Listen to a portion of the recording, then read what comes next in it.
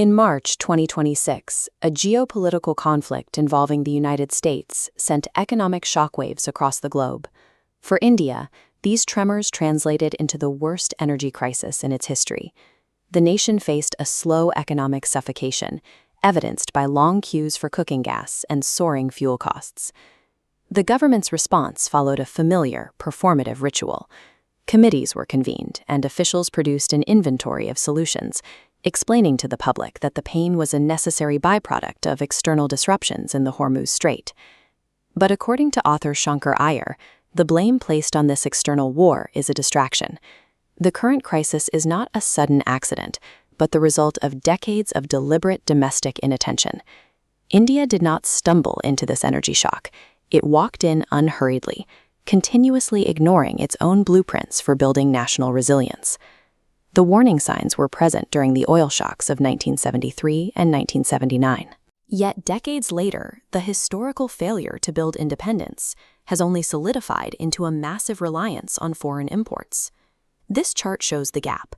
Despite political promises to reduce the import bill, by 2026, India's dependence on foreign oil climbed to 88.5%.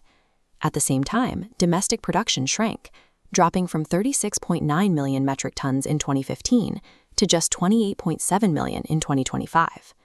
Rising consumption is expected in a growing economy. The crisis is caused by the vulnerability created when domestic production fails to keep pace with that growth. The solutions were already on the table. In 2005, the Parikh report provided a master blueprint for achieving energy independence to fuel high GDP growth. This bar chart shows the gap in nuclear power.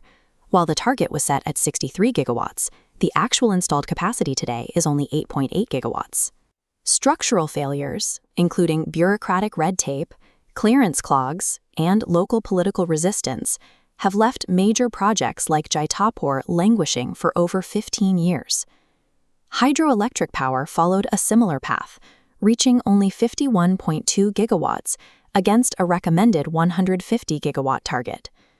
The distance between those 2005 targets and the reality of 2026 represents the exact power shortfall currently straining the nation's economy. These grid-level failures translate directly to household realities, most notably in the return of long queues for cooking gas. India missed opportunities to scale domestic alternatives, such as regional plants that convert agricultural residue into cooking gas, or indoor solar cookers that would bypass foreign supply chain disruptions. Despite having 300 days of sunlight a year, state execution of farm-level solar programs has sputtered, hitting only a fraction of its 10,000 megawatt target.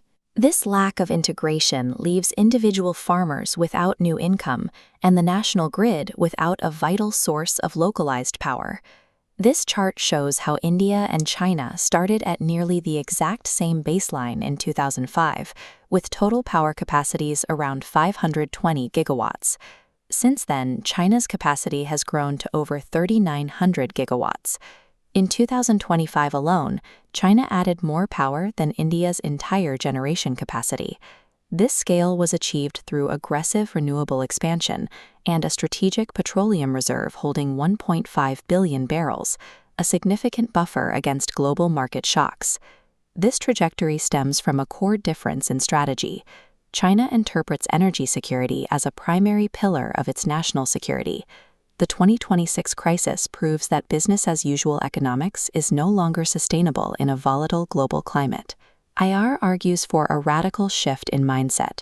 India must stop focusing on importing oil barrels and start generating domestic gigawatts. This involves utilizing untapped geography, such as the 11,000 kilometers of coastline, to pilot tidal and wave energy programs. Another lateral solution is the use of divider spaces along 1.46 lakh kilometers of national highways to tap solar power for a nationwide e-charging network. True resilience is not about avoiding global conflicts. It is about engineering domestic energy security so that the nation's progress cannot be suffocated by the wars of others.